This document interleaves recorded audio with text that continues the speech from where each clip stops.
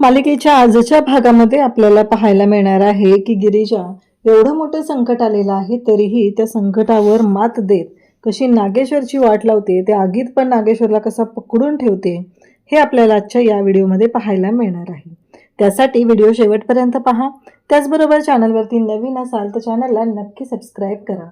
तर इकडे जेव्हा आता उर्वशी आणि त्याचबरोबर सावी बोलत असतात, सावी म्हणत असते की कधी एकदा या घराचा माप ओलांडून रुद्रसोबत लग्न करून या घरात येते असं झालंय मला।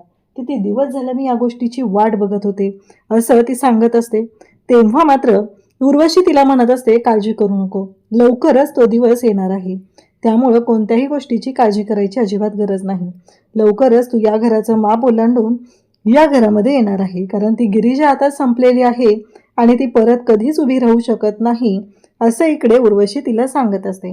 आणि तेवढ्यातच वासंती दारात येते आणि वासंती म्हणते बरोबर आहे बरोबर आहे, कसं माहितीये का, पण मेलेली माणसं जिवंत होऊन पुन्हा येऊ शकतात।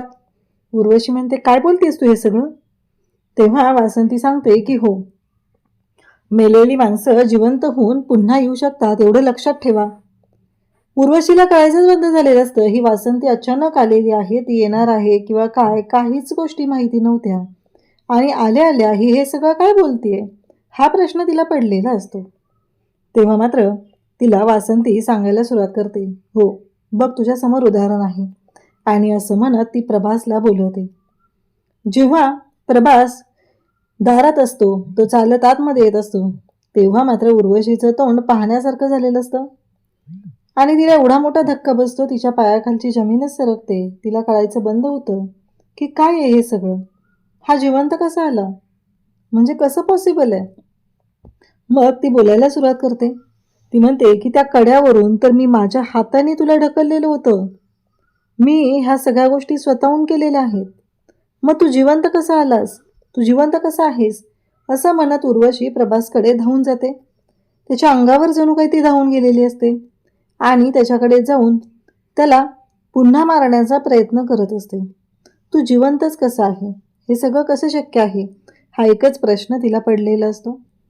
इकडे मात्र आपल्याला पाहायला मिळतं की आता नागेश्वर गिरिजा आणि देवकीला म्हणत असतो की सह्या करा, लवकरात लवकर सह्या करा, तुमचं जे काय चाललेलं आहे ते अजिबात खपवून घेतलं जाणार नाही, तुम्ही दोघींनीही सह्या करायच्या आहेत।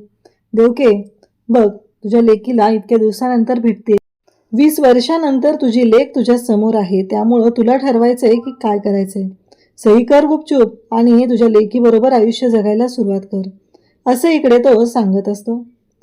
तेव्हा मात्र इकडे देवकी म्हणत असते नको, माझ्या लेकीला काही करू नकोस, माझ्या लेकीला काही करू नकोस, पण आता एवढं सांगण्यानं ऐकणारा हा माणूस आहे का, हे मात्र देवकीच्या लक्षातच येत नसतं। आणि मग तो गिरिजाकडे पाहत असतो, गिरिजाला म्हणत असतो की चला करा, लवकर लवकर सह्या करा, दोघींनीही सह्या करा आणि रिकामं व्हा, कारण ह्या सगळ्या गोष्टी करायची गरजच नाहीये, तुम्हाला दोघींनाही सह्या करायच्या आहेत। आणि मग गिरिजा म्हणत असते की मी जर यांची मुलगी असेल तर नक्कीच या पेपरवर सह्या करणार नाही, कारण याच्या आधीही मी तो करण्याचा विचारही केलेला नाही आणि आताही करणार नाही, कारण तुम्ही काय आहात ना ते मला चांगलंच माहिती आहे, तुम्ही काय करू शकता हेही मला माहिती आहे असं म्हणत आता गिरिजा सांगत असते। त्याच वेळी देवकीच्या पुढे पेपर धरलेले असतात। देवकीला नागेश्वर म्हणत असतो की कर सही, जर तू सही केली नाहीस तर हिला संपून टाकेल अशी धमकी नागेश्वर देवकीला देत असतो। तेव्हा मात्र देवकी ऐकत नाही, गिरिजा इकडून ओरडून ओरडून सांगत असते की देवकी मावशी सही करू नका, देवकी मावशी सही करू नका असं गिरिजा ओरडून सांगत असते, पण इकडे नागेश्वर मात्र म्हणत असतो की सही करावीच लागेल, नाहीतर संपून टाकेल तुम्हाला। तेव्हा गिरिजा म्हणत असते की हे बघा देवकी मावशी, काहीही झालं तरीही एक गोष्ट मात्र लक्षात ठेवा, जोपर्यंत आपण सही करत नाही तोपर्यंत आपण जिवंत आहोत, एकदा का आपण सही केली की आपल्याला हे मारून टाकणार आहेत, त्यामुळं या पेपरवरती सही करायची नाही असं स्पष्टपणे सांगितलं जात असतं। तरीही देवकी मात्र घाबरलेली असते, कारण नागेश्वरने आता बंदूक काढलेली असते आणि गिरिजाच्या डोक्याला लावलेली असते आणि तो देवकीला म्हणत असतो की बघ, तुझ्याकडे एवढाच वेळ आहे 3 महिनेपर्यंत, जर तू सही केली नाहीस तर काय होईल ते बघ, कारण हिला मी उडवून टाकणार आहे. तेव्हा देवकी म्हणत असते की माझ्या छकुलीला काही होऊ द्यायचं नाहीये, माझ्या छकुली वाचली पाहिजे, माझ्या छकुलीला हे सगळं झालं तर मी सहन करणार नाही, असं म्हणत देवकी इकडे बोलत असते आणि ती गिरिजाचा जीव वाचवण्याचा प्रयत्न करत असते. पण नागेश्वर एवढा एवढा माजलेला माणूस आहे, एवढा राक्षसी वृत्तीचा माणूस आहे, ही गोष्ट मात्र देवकीच्या लक्षात येत नाही. मग लगेचच देवकीला आता पेपर आणि पेन दिला जातो आणि सांगितलं जातं की घे सही कर लवकर, असं सांगितलं जातं. मग मात्र आता देवकी सही करायला घेते. इकडे प्रभासला समोर पाहून उर्वशीच्या तर शिट्ट्याच वाजलेल्या असतात, त्याला कळायचं बंद झालेलं असतं आणि त्याच्या डोक्यात फक्त एकच चालू असतं उर्वशीच्या की याला तर मी मारलं होतं. ती स्वतःच्या तोंडाने बोलत असते की मी मारलं होतं, मग हे कसं शक्य, ह्या गोष्टी कशा शक्य आहेत, मला कळतच नाहीये, या सगळ्याचा काय अर्थ आहे, असं म्हणत आता ती बोलत असते. त्याच वेळेस पोलीस तिथे आलेले असतात आणि पुन्हा तिने प्रभासला मारण्यासाठी प्रभासचा गळा पकडलेला असतो आणि प्रभासला म्हणत असते आता तुला सोडत नसते. तेवढ्यात पोलीस तिथे येतात आणि तिला पकडतात आणि म्हणतात की उर्वशी प्रभास सेतुपती, आता संपलंय सगळं, यू आर अंडर अरेस्ट, कारण तुम्ही जे काही केलेलं आहे त्या आम्ही स्वतः सगळं डोळ्यांनी पाहिले. आता असं म्हणत प्रभासला मारणाऱ्या उर्वशीला पोलिसांनी पकडलेलं असतं. आता मात्र उर्वशीच्या समोर काहीच पर्याय राहिलेला नसतो. उर्वशी म्हणत असते की नाही, मी काही केलेलं नाहीये, मी काही केलेलं नाहीये. पोलीस म्हणतात हे बघा तुमच्या तोंडाने दुसरी कबुली घ्यायची गरजच नाही, आम्हाला कोणी साक्षीदार असण्याची गरजच नाहीये, कारण काहीही झालं तरीही तुमच्या तोंडाने तुम्ही स्वतः गुन्हा कबूल केलेला होता आणि ते स्टेटमेंट आमच्याकडे आहे, कारण तुम्ही स्वतःच आत्ता सांगितलेलं होतं की तुम्ही यांना ढकलून दिलेलं आहे आणि मारण्याचा प्रयत्न केलेला आहे. आता आम्हाला दुसऱ्या कोणत्याही पुराव्याची गरजच नाहीये. इकडे उर्वशी म्हणू लागते की अहो माझ्याकडे पुरावा आहे, मी हे सगळं नाही केलेलं, माझ्याकडून हे सगळं करून घेतलेलं आहे. नागेश्वर घोरपडे म्हणजे माझ्या भावाने हे सगळं मला करायला भाग पाडलेलं आहे, त्याने मला धमकी दिलेली होती म्हणून मी या गोष्टी केलेत, असं म्हणत उर्वशी आता सगळं पितळ नागेश्वरवर फोडायला तयार होते. तेव्हा मात्र वासंती म्हणते की बरं आपलं स्वतः अडकला की स्वतःच्या भावाच्या विरोधात तुम्ही उभे राहताय. तेव्हा ती म्हणते त्यानेही तेच केलं होतं ना, मला अडकवलं होतं आणि आज तीच वेळ आलेली आहे. आणि ती म्हणते की हे बघा गिरिजाच्या वडिलांचा त्याने खूनही केलेला आहे, त्याचा पुरावा आहे माझ्याकडे, हे सगळं मला जबरदस्ती करायला लावलेलं आहे, असं म्हणत जो कुशलच्या मोबाईलमधून घेतलेला व्हिडिओ होता तो व्हिडिओ उर्वशी पोलिसांना दाखवते. उर्वशी जेव्हा तो व्हिडिओ पोलिसांना दाखवत असते तेव्हा मात्र तिच्या डोक्यात एकच गोष्ट असते की आपण यातनं सुटलो पाहिजे. पोलीस म्हणत असतात की हे बघा तुम्ही काही कितीही बोललात तरी तुमचा गुन्हा झाकला जाणार नाही, कारण तुम्ही स्वतःच्या तोंडाने कबुली दिलेली आहे, त्यामध्ये कुठेही तुम्ही असं बोललेलं नाहीत की हे सगळं करायला तुम्हाला तुमच्या भावाने सांगितलेलं होतं. आता जेव्हा तुम्हाला आम्ही पकडतोय तेव्हा तुम्ही तुमच्या भावाला पुढे आणताय. नागे इकडे प्रभास म्हणतो की उर्वशी काळजी करू नकोस, तुला एकटीला नाही जाऊ देणार ग मी. आता उर्वशीला वाटत असतं की प्रभास तिला वाचवेल, पण प्रभास म्हणू लागतो की नाही ग, मी तुला एकटीला नाही जाऊ देणार, कंपनी म्हणून या सावीला पण घेऊन जावा. ही जी मुलगी आहे ना, हिनं सुद्धा हे सगळं कारस्थान केलेलं आहे, या सगळ्या कारस्थानामध्ये ही मुलगी सुद्धा सामील होती, असं प्रभासने सांगितल्यानंतर इकडे सावी म्हणत असते की मी काही नाही केलेलं, मी काही केलेलं नाहीये. पण पोलीस मात्र आता प्रभासने स्वतः सांगितलेलं आहे, पोलीस कंप्लेंट केलेली आहे, तर सावीला सुद्धा घेऊन जातात. आता इकडे गिरिजाला सही कर म्हणून नागेश्वर मागं लागलेला असतो. गिरिजा मात्र सही करायला तयार नसते. मग नागेश्वर तिला म्हणत असतो की काहीही झालं तरीही सही तर तुला करावीच लागणार आहे आणि तू जर सही नाही केलीस तर काय होऊ शकतं हे तुला कळेलच, असं म्हणत नागेश्वरने आता गिरिजाला इकडे सही करायला भाग पाडत असतो. गिरिजा म्हणत असते मी सही करणार नाही, मला माहिती आहे मी जर सही केली तर तुम्ही आम्हाला सोडणार नाही, हे मला माहिती आहे, असं इकडे गिरिजा बोलत असते. आणि त्याच वेळेस नागेश्वर म्हणत असतो की ठीक आहे तू सही करत नाही ना, मग माझ्याकडे दुसरा पर्याय आहे, मी दुसरा पर्याय वापरतो. आणि असं म्हणत नागेश्वरने आता एक काम केलेलं असतं, ते म्हणजे तो देवकीकडे आलेला असतो आणि तो म्हणत असतो की बघ, तिथे देवकीला संपून टाकतोय. देवकी बघून घे, आज 20 वर्षानंतर मायलेकींची भेट झालेली आहे.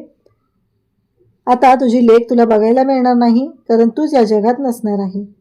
तुला मी सही कर म्हणून सांगतोय, असं म्हणत नागेश्वर ओरडत असतो आणि म्हणत असतो की कर सही आत्ताच्या आत्ता. आणि त्यानंतर तो म्हणत असतो की झालं, चला. मग पुन्हा नागेश्वर म्हणायला सुरुवात करतो की 20 वर्षापूर्वीचा इतिहास पुन्हा घडणार, असं नागेश्वर सांगत असतो. आता म्हणजे काय होणार आहे? तर तो म्हणतो की दिवस तोच आहे, फक्त तुझ्या मुलीचा आज वाढदिवस नाही आहे. त्यावेळेस तुझ्या मुलीचा वाढदिवस होता. दोघींच्याही सह्या घेतलेल्या असतात. गिरिजाने बरोबर ओळखलेलं असतं की एकदा का सह्या झाल्या की हा नागेश्वर घोरपडे आपल्याला मारून टाकणार आहे. हे गिरिजाला माहिती आहे. गिरिजा त्याला चांगलंच ओळखून आहे. पण आता मात्र गिरिजा हतबल झालेली असते. तिनं सह्या केलेल्या असतात आणि नागेश्वर मात्र विचित्र पद्धतीने आता गिरिजा आणि देवकीला मारून टाकायचं ठरवतो. तो देवकीला म्हणतो की 20 वर्षापूर्वीचा इतिहास पुन्हा घडणार आहे आणि आज पुन्हा त्याच गोष्टी होणार आहेत, असं म्हणत सगळ्या घरामध्ये रॉकेल टाकलं जातं आणि काडी ओढली जाते. म्हणजे 20 वर्षापूर्वी जशी नागेश्वरने घर पेटवून जिवंत देवकी, अंगद आणि त्यांच्या मुलीला त्या घरामध्ये टाकलेलं होतं आणि आत्तासुद्धा त्याच गोष्टी घडत असतात.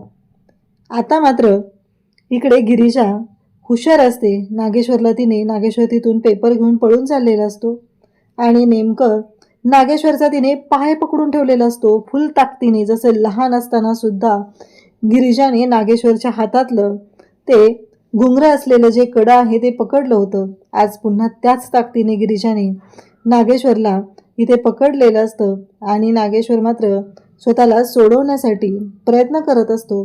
पण गिरिजाने मात्र नागेश्वरची वाट लावलेली असते. नागेश्वरला इतकं पकडलेलं असतं. नागेश्वर म्हणत असतो सोड सोड, पण गिरिजा काही सोडायला तयार नसते.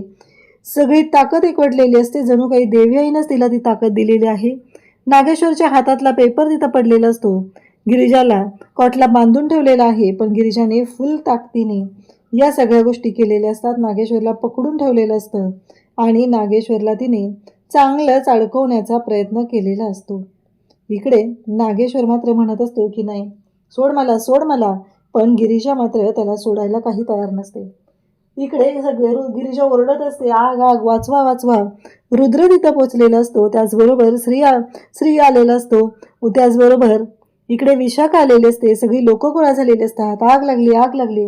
आता त्या आगीमध्ये जायचं धाडस मात्र कोणी करत नाही आणि मग रुद्र आत जातो आणि गिरिजाच्या हातून नागेश्वरचा पाय सोडवतो आणि म्हणतो, आबासाहेब तुम्ही बाहेर जा. म्हणजे एवढं सगळं झालेलं आहे तरीही रुद्रला त्याच्या आबासाहेबांवर विश्वास आहे.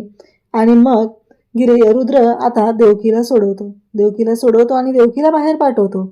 आता सगळ्या लोकांना नागेश्वर म्हणत असतो, जा जा जा, चिरंजीव आत आहेत आणि त्याचबरोबर चिरंजीवांना वाचवा, एवढंच म्हणत तो असतो आणि ओरडत असतो, चिरंजीव बाहेर या, चिरंजीव बाहेर या. लोक म्हणतात आग कशी लागली.